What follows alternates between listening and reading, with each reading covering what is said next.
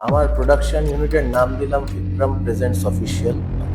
আর আমার প্রথম যে সিনেমাটা যেটা করি, শেষ ট্রেনে ঘরে ফিরবো না। আচ্ছা, তো তখনকার দিনেও ক্রাউড ফান্ডিং অতটা ফেমাস ছিল কিনা মানে আমার ঠিক জানা নেই, কারণ আমি খুব সোশ্যাল মিডিয়া তখন খুবই মানে off নবিশ, থাক- হ্যাঁ, যদি এই লেখালেখি সেটাকে আমি ভিজুয়ালে রিপ্রেজেন্ট করি, ভিজুয়ালে আনি, তাহলে কি হতে পারে, এই লাইনের সম্বন্ধে আমি খুবই কাঁচা ছিলাম। আচ্ছা। ইচ্ছে হলো যে এবার ভিজুয়ালে আসবো। তো তখন তারপর থেকে আস্তে আস্তে আস্তে আস্তে ডেভেলপ করা শুরু করলাম যে কিভাবে আনা যায়। আপনার ফিল্মগুলো ছিল আমার ওগুলো কি শর্ট ফিল্ম না Short film। Short film? এখানে কেউ টাকা ঢালবেন না, আচ্ছা, হ্যাঁ, এখানে কেউ টাকা ঢালবেন না, মানে নিজের ঠাক নিজে পেটাতে নিজেই হবে। পেটাতে।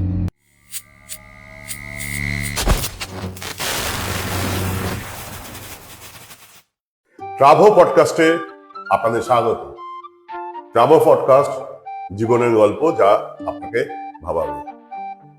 আজকে পডকাস্টে আমাদের স্টুডিওতে এমন একজন অতিথি এসছে যার সম্বন্ধে বললে আপনারা চমকে যাবেন।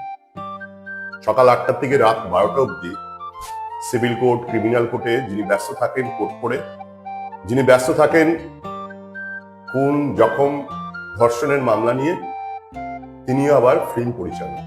হ্যাঁ, ঠিক বলছি, ফিল্ম পরিচালক। ওকালতি ব্যবসার পরেও স্বপ্ন দেখানো যায়, স্বপ্নকে ফিল্মের মতো তৈরি করা যায়, সেটা আমরা জানবো। তিনি তার জীবনের গল্পটা আমাদের বলবে, কেন এখানে আসেন, কি করেন, কেন ভালো লাগে সেটাও জানাবেন। নমস্কার, আমাদের অতিথি ডাক্তার অ্যাডভোকেট বিক্রম সেনগুপ্ত, ওনাকে স্বাগতম ট্রাভো পডকাস্টে। নমস্কার। কেমন আছেন বলুন? ভালো চলছে, আপনি কেমন আছেন? একদম ঠিকঠাক, সব ঠিকঠাক চলছে। একদম। কিন্তু আজকে আপনার যে সময় দিয়েছেন এই ওকালতি ছাড়া আপনি কোর্টে না গিয়ে দিয়েছেন, এর জন্য অনেক অসংখ্য ধন্যবাদ। কারণ আমাদের দর্শকরা জানতে পারবে যে একজন উকিল কিভাবে একজন ফিল্ম পরিচালক হতে পারে। তো এই যে আপনার তো সারাদিন সকাল থেকে বিকেল পর্যন্ত এই আইন নিয়েই ঘাটাঘাটি করতে হয়, রাত 12টা 1টার আগে ঘুমোতে পারেন না। তাহলে এই চিন্তা ভাবনাটা কবে আসলো আর কেন আসলো পরিচালক হওয়ার?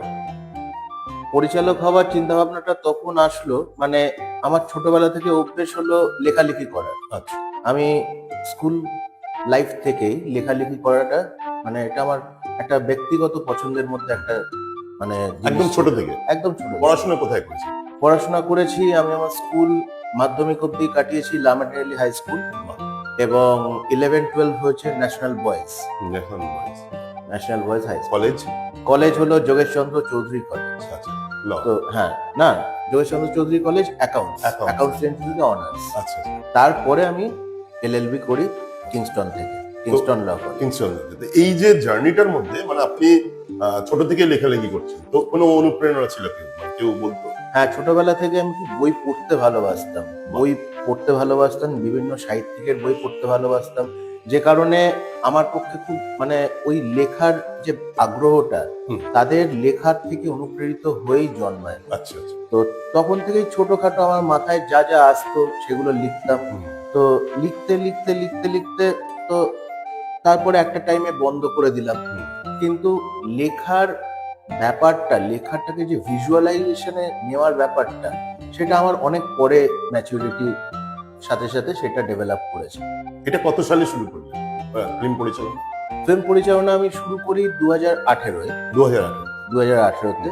তার আগে যেটা আমি করি সেটা হলো আমার একটা নিজস্ব, আমার একটা ভাইয়ের সাথে আলাপ হয় কম্পিউটার সেন্টারে। হুম। তো তার সাথে মিলে আর কি ফার্স্ট অফ অল আমরা যেটা এস্টাবলিশ করি সেটা হলো একটা ম্যাগাজিন।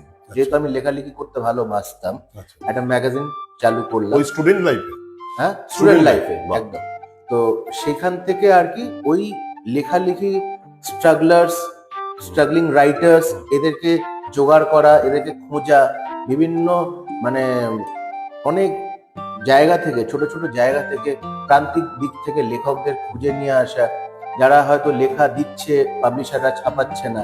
তো সেইখান থেকে মানে তাদেরকে জোগাড় করে একত্র করে আমরা প্রথমে একটা ম্যাগাজিন তৈরি করি যার নাম কাগজ কলম, যেটা এখনো চলছে। ফ্রম 2015 টু 2026 এখনো চলছে। আর প্লাস তারপরে লেখালেখিটা যখন আমি দেখলাম যে কিছুটা উন্নতি করতে পেরেছি বা অনেককে আমি সমগ্রভাবে আনতে পেরেছি, সেখান থেকেই মাথায় আইডিয়া আসে, যদি এই লেখালেখি সেটাকে আমি ভিজুয়ালে রিপ্রেজেন্ট করি, ভিজুয়ালে আনি, তাহলে কি হতে পারে। যেহেতু আমার প্রায় কোনো আইডিয়া ছিল না যে কেমন কি হতে পারে, কি হতে পারে না পারে, কারণ এই লাইনের সম্বন্ধে আমি খুবই কাঁচা ছিলাম। আচ্ছা আমি আমার কলেজ লাইফে এসবিএফ এর অফিসে গেছি, আচ্ছা সেখান থেকে ঘাট ধাক্কাও খেয়েছি। আচ্ছা তো ঘাট ধাক্কা ইন দ্য সেন্স কি, যেহেতু তখন একদম নভিস ছিলাম, একদম কিছু novice। জানতাম না, কোনো আইডিয়া ছিল না, তো তারা আমাকে কেন এন্টারটেন করবে, খুব সাধারণ ব্যাপার, এটা তাদের দিক থেকেও ফল্ট আছে একদম। বলবো না। তো আর আমি আমার তখন স্ক্রিপ্ট কেমন হয়, কি হয় না হয়, আমি আমার মতো গল্প লিখে গল্প। গেছিলাম। তো সেইখান থেকে দাঁড়িয়ে আমার মনে হয় যে তাদের দিক থেকে তারা ঠিক। ঠিকই।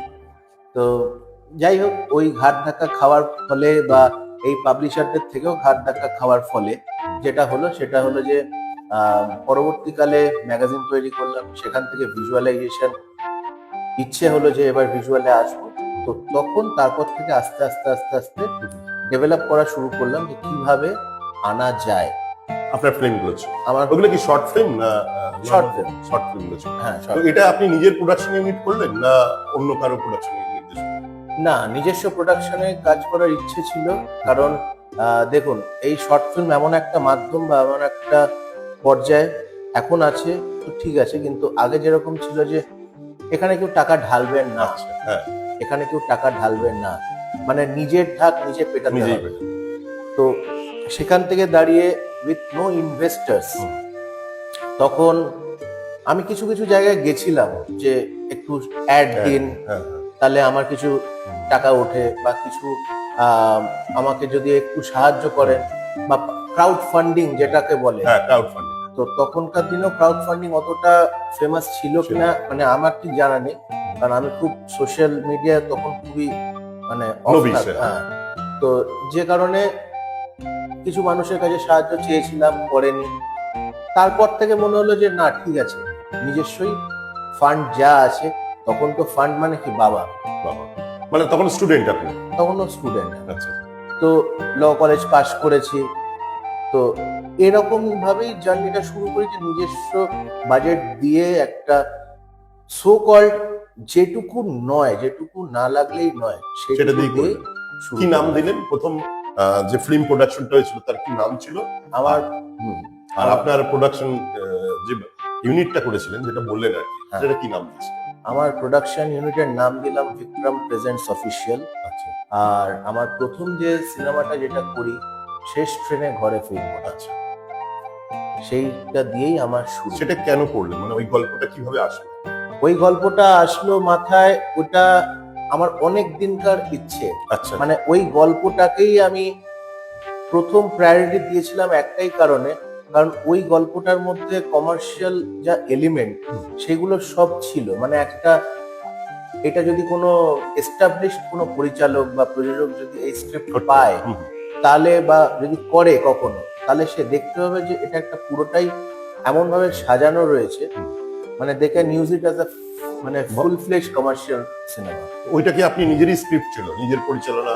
নিজের পরিচালনা, নিজের স্ক্রিপ্ট সবই ছিল, কিন্তু এর পিছনে একটা ছোট্ট গল্প আছে। আচ্ছা, সেটা হলো আমার স্কুলের পাল্লার বন্ধু, হুম।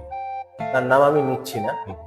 ব্যক্তিগত কারণেই, তো তার একটা ছোট ফটো স্টুডিও ছিল আচ্ছা। আমাদের ওইখানে ঢাকুরিয়াতে। তো সে, তার কাছে আমি যেতাম ছবি তোলার জন্য, আমার মা বাবাকেও নিয়ে যেতাম, যে কখনো কোনো হুম। পাসপোর্ট সাইজ হ্যাঁ, হ্যাঁ। ছবি তোলার জন্য ফটো স্টুডিও ছিল, এবং সে SRFTI তে কাজও করত, আচ্ছা, মানে পড়াশোনা করতেন আর কি।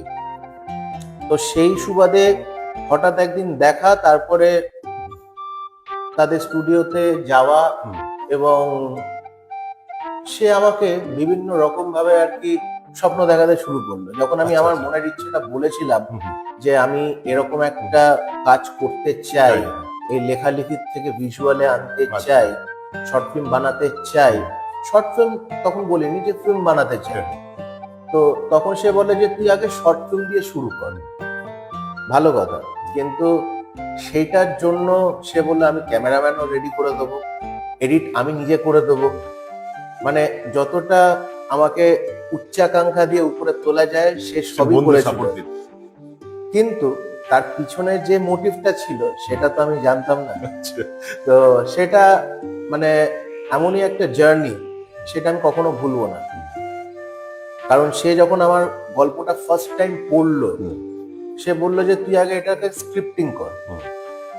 এবার স্ক্রিপ্টিং কিভাবে করতে হয় আমি তো তখন জানতাম না। 2016-17 আমি কি জানবো যে স্ক্রিপ্টিং কিভাবে করতে হয়। এবার আমি সবসময় সিনেমায় দেখেছি স্ক্রিপ্ট, স্ক্রিন প্লে, ডায়লগ, এসব আমি সিনেমায় দেখেছি, কিন্তু স্ক্রিপ্টিংটা কিভাবে করতে হয় আমি জানতাম না। ওর কথা শোনার পরে আমি কিভাবে করতে হয় সেটা নিয়ে একটু পড়াশোনা করলাম, বই পড়লাম, বিভিন্ন ধরনের বই পড়লাম, ইউটিউবে দেখলাম, দেখে আমি তখন চেষ্টা করলাম যে কিভাবে এটাকে স্ক্রিপ্টে সিন বাই সিন আনা যায়। আচ্ছা। সেটাকে আমি একটা কাঠামো তৈরি করলাম। সেটা করে যখন তাকে দেখালাম, সে বললো যে দুর্দান্ত হয়েছে। আমি তোকে সব রকম ভাবেই সাহায্য করার চেষ্টা করব, কিন্তু তার পিছনে একটা ইল মোটিভ ছিল এই যে সব থেকে বেশি সাপোর্ট করার নামে আমাকে যদি সব থেকে বেশি বাধা দেয় বা বাধা পেতে হয়েছে ওর জন্য। আচ্ছা। আমার শুটিং এ বিঘ্ন ঘটানো, আমার ফার্স্ট ডে শুট যেদিন আমি সব থেকে বেশি টেনশনে ছিলাম সেদিনকে ঠিকঠাক লাইট অ্যারেঞ্জমেন্ট না করা, আচ্ছা। এমন একটা বিয়ে বাড়ির লাইট দিয়ে পাঠিয়ে দিয়েছিল যেটা দিয়ে শুট করা যায় না, ওটা শুধুমাত্র বিয়ে বাড়ির কাজে ইউজ করা যায়। ইভেন যে ক্যামেরায় কাজ করার কথা ছিল সেই ক্যামেরাটা পর্যন্ত একটা অন্য ক্যামেরা দিয়ে ক্যামেরা। পাঠিয়ে দিয়েছিল। সোনির ক্যামেরায় শুট করব তো নিকনের ক্যামেরা পাঠিয়ে দিয়েছে। তো এরকম ভাবে সব থেকে বেশি আমাকে অবস্টাকলস ওর জন্যই ফেস করতে হয়েছে।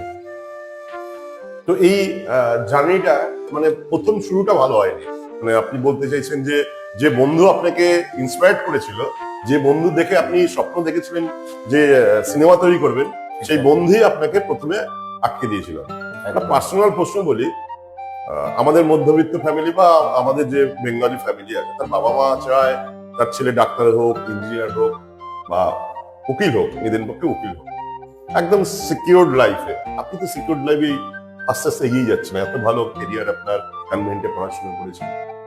তো বাবা মা কখনো বাধা দেয়নি যে বলছে কেন ঘরের কে বোনের মোস্ত আরবি, এইসব সিনেমা ফিনেমা বানাবি, এসব কিছু হবে না? মানে বাঙালি মানে দেবদাসের গল্পটা মনে পড়ে। তো বাবা মা কখনো বাধা দেয়নি?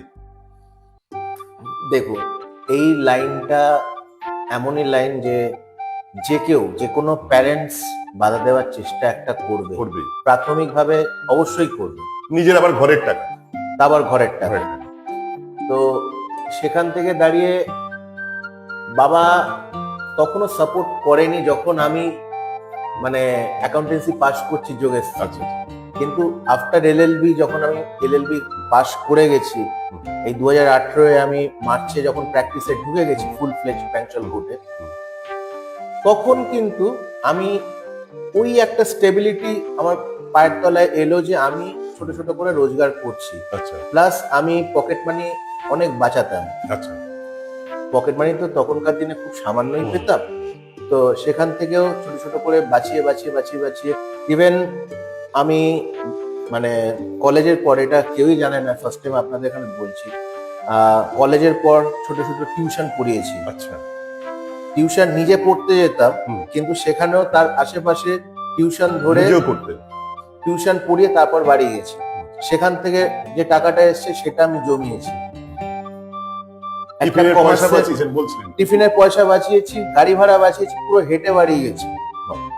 প্লাস এটা কেউই জানে না, সেটা হলো যে কলেজের পরে কিছু কিছু জায়গায় আর কি, আমাদের ওই প্রিন্স আনোয়ার শাহ রোডের ওইখানে অনেক গ্যারাজ আছে, হ্যাঁ, গেলেন। ওখানে গাড়ি পর্যন্ত ধুয়েছি। বাহ। ওখানে গাড়ি পর্যন্ত ধুয়েছি, সেখান থেকে যেটুকু আমার রোজগার হয়েছে সেটুকুও আমি জমিয়েছি। যে কারণে যখন 18 প্র্যাকটিসে ঢুকি এবং ওখান থেকেও দিনে, তখন আমি একদমই নোভিস, সেখানে আবার সিনিয়র জুনিয়রের ব্যাপার আছে, সিনিয়র তো চট করে জুনিয়রকে শেখাবেও না, শেখাবে না। উঠতেও দেবে না, যে কারণে 100 টাকা দিয়ে আমার রোজগার শুরু। সবাই ভাবে ওকালতি বিশাল পয়সা, সব কিছু অনেক রংচং, কিন্তু দ্য হার্ডেস্ট রিয়েলিটি ইজ, কোনো জুনিয়র ফার্স্ট টাইম যখন কোর্টে স্টেপ ইন করে তাকে 50 থেকে 100 টাকার বেশি সারাদিনে দেওয়া হয় না। এবং সব থেকে হার্ডেস্ট রিয়েলিটি হলো এই যে আপনাকে সারাদিন ধরে ব্যাগ বওয়া হবে, ব্রিফ বওয়া হবে, বাট দিনের শেষে গিয়ে আপনাকে 50 টাকা ধরিয়ে দেবে। আবার চেম্বারে রাত 12টা অবধি থাকবে, আবার ছুটি বলে চেম্বারে কিছু না। ছুটি বলে কিছু না। তো এরকম লাইফ লিড করেও ওই ছোট ছোট করে টাকা জমিয়ে যখন অনেকটা টাকা হয়ে গেছে তখন বাবার কাছে গিয়ে বলেছিলেন যে তোমাকে খুব বেশি দিতে হবে না, তুমি শুধু আমার এই ছবিতে একটু কাজ করো, মানে অভিনয় করো, তাহলেই হবে। বাহ, কি বললো বাবা? রিয়াক্টটা কি হয়েছিল বাবা? রিয়াক্টটা তো মানে আমি অভিনয় কি জানি, আমি এসবে কিছুই জানি না, কারণ বাবা ওয়াজ ইন এয়ারফোর্স। আচ্ছা, এয়ারফোর্সে ছিলেন? হ্যাঁ, এয়ারফোর্সে ছিলেন, তারপরে বিপিসিএল এ মানে 30-31 বছর কাজ করেছেন। তো তারপরে রিটায়ারমেন্ট নিয়ে উনি ওনার লাইফ পুরো সেটেল। Secure. তো আর মা হাউসওয়াইফ? হাউসওয়াইফ, কিন্তু মা আগে থিয়েটার করতেন। বাহ, তো যে কারণে মায়ের থেকেই হয়তো আমার আপনি পেয়েছেন অনুপ্রেরণা। এই অনুপ্রেরণাটা পাওয়া। না, প্রথম যেদিন আপনি বললেন এই কথাটা, আমি মা বাবাকে যে বাবা মা আমি একটা সিনেমা তৈরি করবো ছোট, সেই দিনটার অনুভূতি কি? সেই দিনটার অনুভূতি বলতে গেলে সেটা একেবারে আকস্মিক। তারা অবাক, তারা আমার ফিল্মের প্রতি যে ভালোবাসে সেটা সবসময় জানতো, কারণ কোনো ফিল্ম তখন রিলিজ হলে বাবা মাকে নিয়ে হলে যাওয়া, বা বাবা খুব একটা সময় করতে পারতো না, কিন্তু মাকে নিয়ে সিনেমা দেখা সেটা আমি করতাম। যে কারণে সিনেমার প্রতি ভালোবাসার ব্যাপারটা জানতো, সিনেমা বানানোর ব্যাপারটা তারা একটু অবাকই হয়েছিলেন, কিন্তু পরে তো ইভেনচুয়ালি আমাকে সাপোর্ট করেন, যে কারণে আমি এত অব্দি আসতে পেরেছি। কি নাম ছিল প্রথম সিনেমাটা? শেষ ট্রেনে ঘরে ফিরবো না। তো ওই গল্পটা আপনি কতদিনে করলেন? ওই গল্পটা আমার করতে মোটামুটি টাইম লেগেছে 3 দিন। আর বাজেট?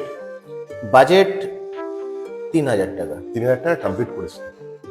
বাজেট 3000 টাকা এবং 1000 টাকা ফিল্ম। আপনি যে অ্যামাউন্টটা বললেন যে বাংলা ফিল্ম বলুন, হিন্দি ফিল্ম, যেখানে 1000 কোটি কোটি ছাড়া কথা হয় না, সেখানে 3000 টাকা নিজের কষ্টের টাকা জমিয়ে করা এবং 2018 সালে করা।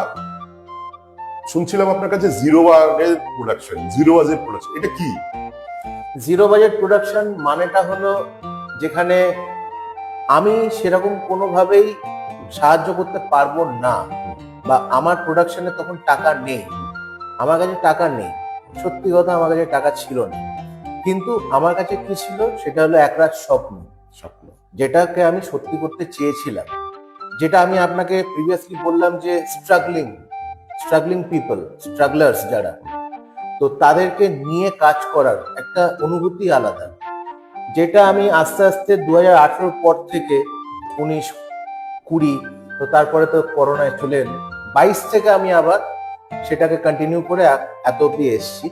জিরো বাজেটের ব্যাপারটা হলো এই যে যারা স্ট্রাগলিং করছে, আমার অবজেক্টিভটাই ছিল যারা স্ট্রাগলিং করছে, যারা কাজ পাচ্ছে না, কিন্তু তাদের মধ্যে ট্যালেন্ট আছে, তাদের মধ্যে একটা খিদে আছে যে আমি কিছু করব বা করে দেখাবো, তাদেরকে খোঁজার যে প্রয়াস, তাদেরকে খুঁজে খুঁজে এক একজনকে পাওয়া এবং তাদেরকে নিয়ে এই কাজগুলোকে সেট আপ করা।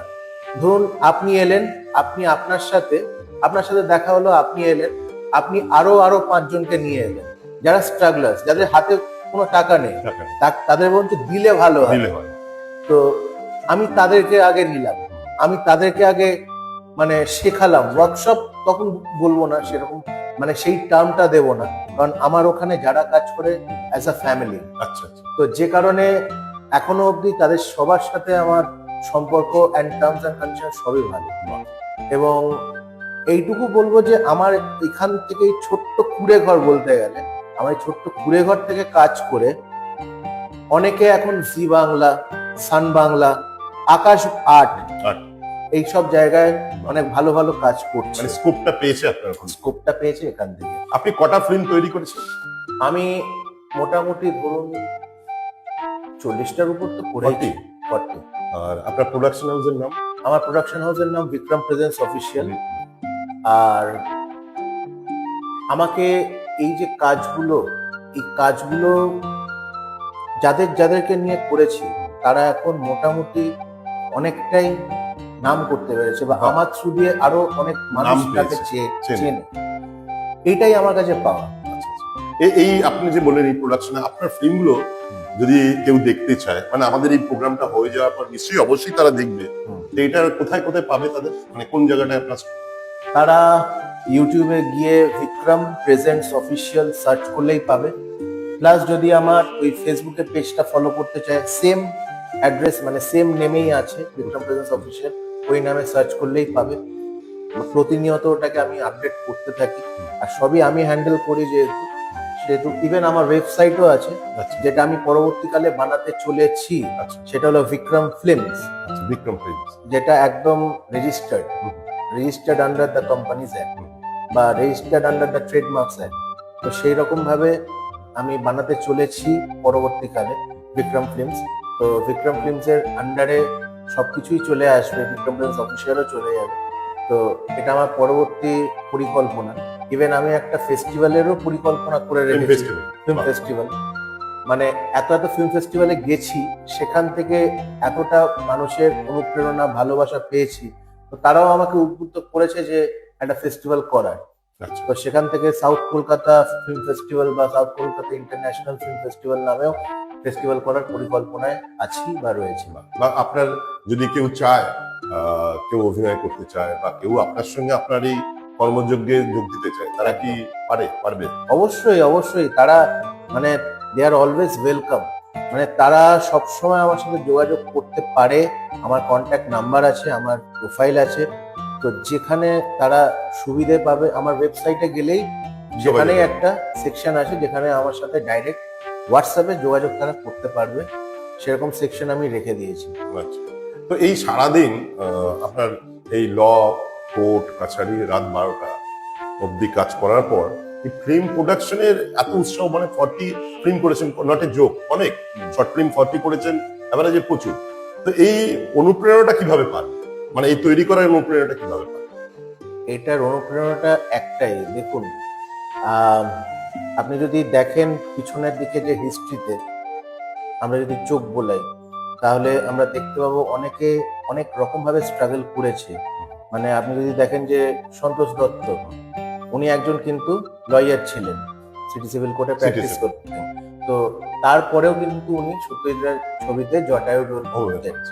এবং এইটুকু আমি বলতে পারি যে মানে উনি মারা যাওয়ার পরে তারপর কিন্তু আর সত্যজিৎ রায় ফেলুদা বানায়নি। মানে তো সেটা একটা খুব বড় এক্সাম্পল। ইভেন আপনি যদি মানে সোকল মানে মানে খুব মানে কর্কশ, বা খুব যদি আপনি বলতে চান যে কর্কশ এবং স্ট্রাগল তার নিজের ফিল্মেও দেখিয়েছেন, বা সে নিজেও একটা টাইমে স্ট্রাগল করেছেন, ঋত্বিক ঘটক। তো আপনি দেখতে পাবেন সবকিছুর পিছনেই একটা মোটিভেশন থাকে। আচ্ছা, ওনারা আমার মোটিভেশনের কারণ। আচ্ছা, ওদের দেখে ইন্সপায়ার্ড হয়েছে। এই যে আপনি এতদিন করেছেন, তো করার পরে যদি আপনাকে জিজ্ঞেস করি ওকালতি না ফিল্ম প্রোডাকশন বা আপনার প্রোডাকশন হাউস বা পরিচালনা সিনেমা, কোনটাকে আপনি পছন্দ করেন, জীবনের কোনটাকে বেশি প্রায়োরিটি দেবেন? প্রায়োরিটি নির্ভর করে পেটের উপর, একদম আর পেট নির্ভর করে ব্রেড অ্যান্ড বাটারের উপর। Bread and butter. তো আমার যদি বাঁচতে হয় অবশ্যই ফিল্মকে বাঁচবো, কিন্তু ফর দ্য টাইম বিং আমাকে আমার যে পেশা ওকালতি, সেটা আমাকে করে যেতে হবে for my stability, bread and বাটারের জোগাড়টা। ইভেন আমি যদি স্ট্রাগলার যারা আছে তাদেরকে যখন স্ট্রাগলিং যারা পিপল বলে, স্ট্রাগলিং যারা অ্যাক্টর অ্যাক্ট্রেসেস, তাদেরকে আমি কিছু কিছু করে যাতে দিতে পারি, সেই স্টেবিলিটিটা আমার মধ্যে থাকতে হবে। ঠিক। তো সেই কারণে ওকালতি পেশাটা শুধুমাত্র আমার ব্রেড অ্যান্ড বাটারের জন্য, কিন্তু আমার অরিজিনাল যদি ভালোবাসা, প্যাশন, সবকিছু ড্রিম, সেটা আমার পুরোপুরি film and film production, direction, writing. মানে আপনি অভিনেতা, আপনি ডিরেক্টর, আপনি লেখেনও, তো এত বছর জার্নিতে মানে আপনি কোনো প্রাইজ বা এগুলো কি পেয়েছেন? মানে 2019 সালে হাওড়া ইন্টারন্যাশনাল ফিল্ম ফেস্টিভ্যাল হয়েছিল, সেখানে বেস্ট ডিরেক্টর ডেবিউ পেয়েছিলাম শেষ ট্রেনে ঘরে ফিরবো না জন্য। আচ্ছা।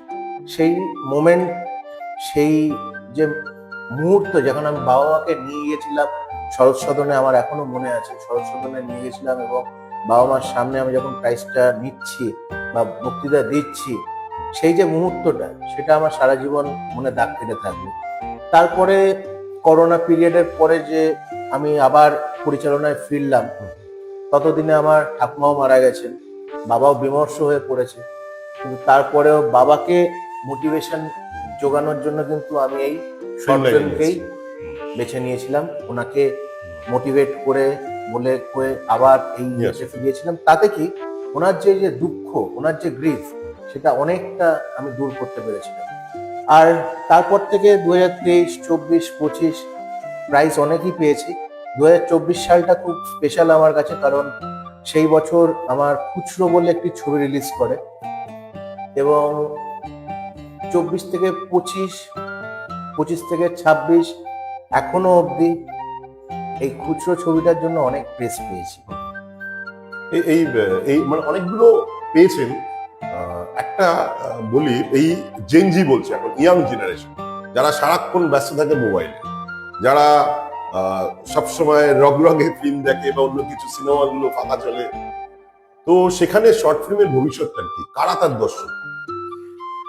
শর্ট ফিল্মের দর্শক সবসময় আছে, যেহেতু তারা ওই মোবাইল ঘাটে।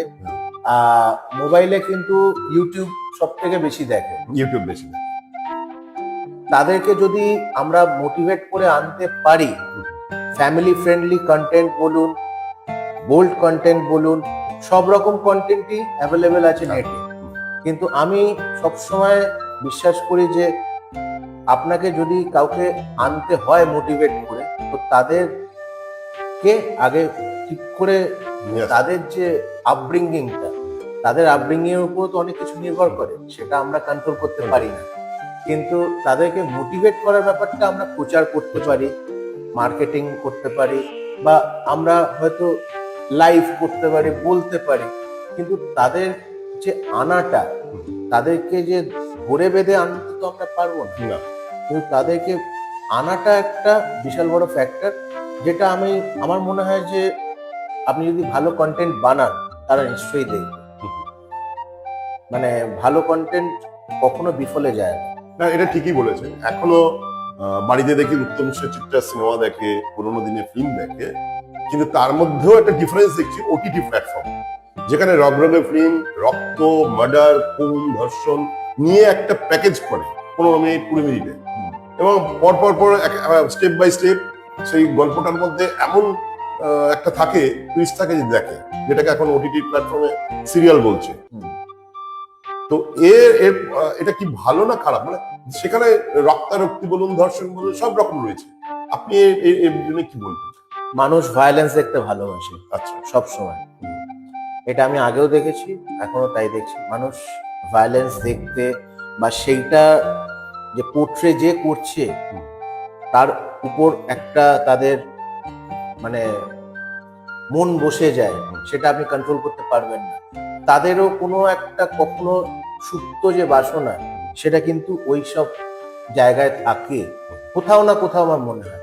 যে কারণে ধরুন আপনি কারোর উপর রেগে আছেন, তাকে মারতে পারছেন না, কিন্তু আপনি সিনেমায় দেখছেন যে কেউ ওই একটা বাঁট দিয়ে মেরে মাথাটা ফাটিয়ে দিল, সেটা দেখে কি আপনি সেই তৃপ্তিটা পাচ্ছেন যে আমি যেটা করতে পাচ্ছি না কোথাও গিয়ে, সেটা সে অবলীলায় করে দিচ্ছে। আচ্ছা আচ্ছা, ওর মধ্যে নিজেকে ভাবছে। তো এই সিরিয়াল গুলোতে দেখি, সেখানে ফ্যামিলি ড্রামা থাকে, 2-3টে হাজবেন্ড ওয়াইফ হয়, একজনের ক্যারেক্টার, একটা পারিবারিক ঝগড়া কন্টিনিউয়াস থাকে, সিরিয়াল গুলো 2 বছর ধরে টানে। তো এইটা কি লোকে দেখছে? তো বাড়ির মেয়ে বউরা দেখছে এবং আরো নিজের বাড়িতেও হচ্ছে। সেটাকে নিয়ে না মাথায় রেখে দিচ্ছে, আর কোথাও না কোথাও গিয়ে ঘরে সেটা ইমপ্লাই করে দিচ্ছে। মানে এইটা আমি কখনোই সেটা বলবো না যে ইট ইজ ভেরি গুড, আর neither it is very bad also. কিন্তু কোথাও গিয়ে আপনি যদি আইনত জিনিসটা দেখেন, সবসময় ঠিক, it is not legally legal. আগমনী সুর, যেটা দর্শকদের নাড়া দিয়েছিল, সেই গল্পের স্টোরিটা, তার অভিনয়, আপনার অভিনয়, তো এই গল্পটা প্রেরণাটা কোথা থেকে পেয়েছিলেন আর কিভাবে আসলো গল্পটা? কিছুটা বলতে পারেন রিয়েল লাইফ, রিয়েল লাইফ? হ্যাঁ রিয়েল লাইফ কিছুটা জড়িয়ে আছে। এবং আমি আমার যে গল্পগুলো যে বানাই বা আমি যে লিখি সেগুলো অনেকটা মস্তিষ্ক প্রসূত হলেও আমার কাছে যারা ক্লায়েন্টরা আসে বা তাদের থেকে যে গল্প শুনি, নিজের লাইফটাকে রিলেট করতে পারি, সেখান থেকে মিলিয়ে মিশিয়ে আপনি বলতে পারেন যে আমি আমার গল্পগুলোকে বসে লিখি। এবং সেটা আমি পুরোটাই করি রাত 12টার পরে, মানে তখন সব শান্ত হয়ে যায়, আমার বাড়ির পাশে ট্রেন যায়, তো সব শান্ত হয়ে গেলে আমি লিখতে বসি। সেখান থেকেই বলতে পারেন আগমনী সুরের এই কনসেপ্টটা আমার মাথায় এসেছিল, নিজের জীবনের সাথেই মিলিত এই গল্পটা। এই গল্প। আচ্ছা, আচ্ছা। আপনার এই যে এত বড় কর্মকাণ্ড এর সম্বন্ধে কি বলবেন? আমার এই এত বড় কর্মকাণ্ডের মধ্যে আমি একটা সব থেকে বড় কর্মকাণ্ডের ব্যাপারে বলবো, যেটা আমি শুরু করেছিলাম সেটা হলো বিক্রম সিনেম্যাটিক ইউনিভার্স, যেটা 2022 থেকে 2024 অব্দি চলে। আর আমি, যেমন আপনি দেখতে পারেন Marvel cinematic universe, DC cinematic universe, ঠিক সেরকম শর্ট ফিল্ম ইন্ডাস্ট্রিতে আমি ফার্স্ট টাইম ওই কনসেপ্টটাকে নিয়ে এসেছিলাম, যে Vikram cinematic universe. Why Vikram cinematic universe? তার একটাই কারণ যে মার্ভেলের একটা নিজস্ব কোম্পানি, ঠিক আছে, এটা কেউ বানাচ্ছে, অনেক লোক মিলে বানাচ্ছে, একটা মানে ক্রিয়েটিভ ব্যাপার আছে, তো অনেক লোকের সেখানে কন্ট্রিবিউশন আছে। কিন্তু আমার এইখানে আমারই শুধুমাত্র contribution in writing, directing and everything, in gathering people, in gathering the struggling artist and everything. তো সেইখান থেকেই বিক্রম সিনেম্যাটিক ইউনিভার্সের নামটা দেওয়া।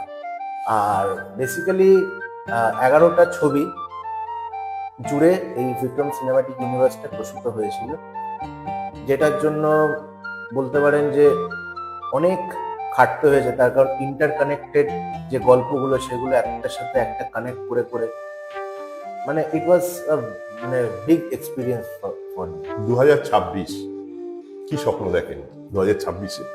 2026-এ এটুকুই স্বপ্ন দেখি যে আরো নতুন নতুন ছেলেমেয়েরা যারা স্ট্রাগল করছে তাদের সাথে কাজ করার, এবং তাদেরকে একটাই কথা বলবো যে জীবনে প্রতিষ্ঠিত হওয়ার জন্য অবশ্যই মানে নিজের যে ট্যালেন্ট সেটা সবসময় যে কোনো মোড অফ কমিউনিকেশনই হোক না কেন, সেটা তুমি মানে এখন তো সোশ্যাল মিডিয়ার দৌলতে অনেক কিছু মানে সহজলভ্য হয়ে গেছে, তো সোশ্যাল মিডিয়ার দৌলতে অবশ্যই তুমি তোমার ট্যালেন্টটাকে প্রকাশ করো, কিন্তু তোমার পাশাপাশি যেটা থেকে তোমার ব্রেড অ্যান্ড বাটার আর্ন হচ্ছে, রুজি রুটিটাকে ঠিক রেখে তুমি তোমার ট্যালেন্টটাকেও বাঁচিয়ে রাখো।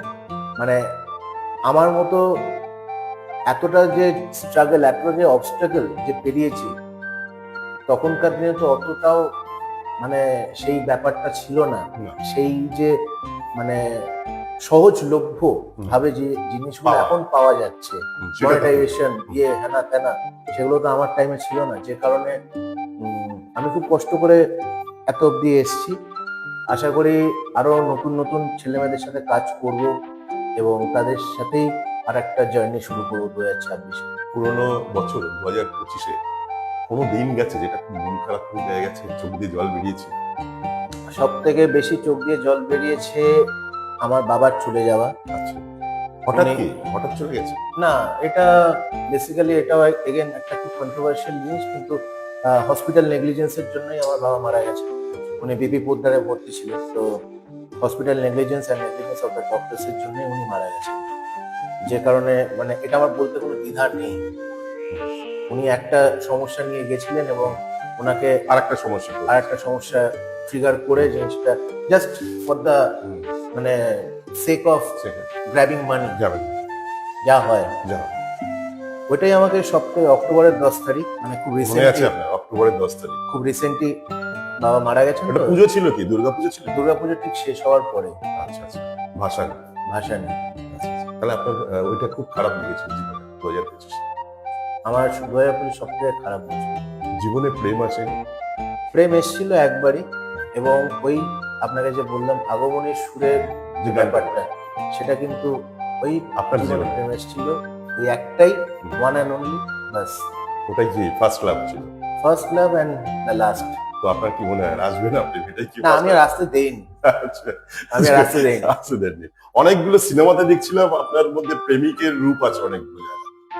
কিন্তু প্রেমিকের রূপ করতে গিয়ে যে আমার যতটা কষ্ট হয়েছে সেটা বলার মতো না, কারণ একটা অপোজিট জেন্ডারের সাথে সহজ হওয়া হ্যাঁ।